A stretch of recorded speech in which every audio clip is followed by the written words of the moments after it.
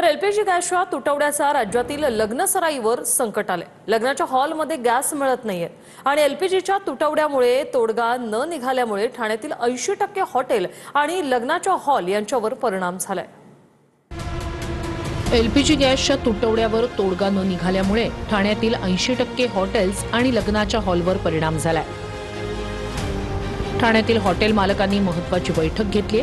सरकारनं मार्ग काढावा अशी मागणी हॉटेल मालकांनी केली आहे। गॅस सिलेंडर कमतरतेमुळे लग्नाच्या हॉल व्यावसायिकांची चिंता वाढली आहे। हजारो लोकांच्या जेवणाच्या पंक्तीवर पाणी फिरणार आहे।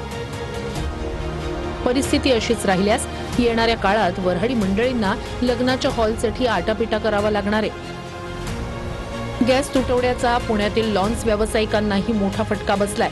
लॉन्स व्यावसायिक काही दिवसांवर असलेल्या विवाह सोहळ्याचे बुकिंग रद्द करण्याच्या तयारीत आहेत। कमी लोकांमध्ये विवाह सोहळा पार पाडण्याचं आवाहन लॉन्स असोसिएशन कडून करण्यात येत आहे। पिंपरी चिंचवडमध्ये 450 केटरर्सकडे गॅसचा तुटवडा निर्माण झालाय।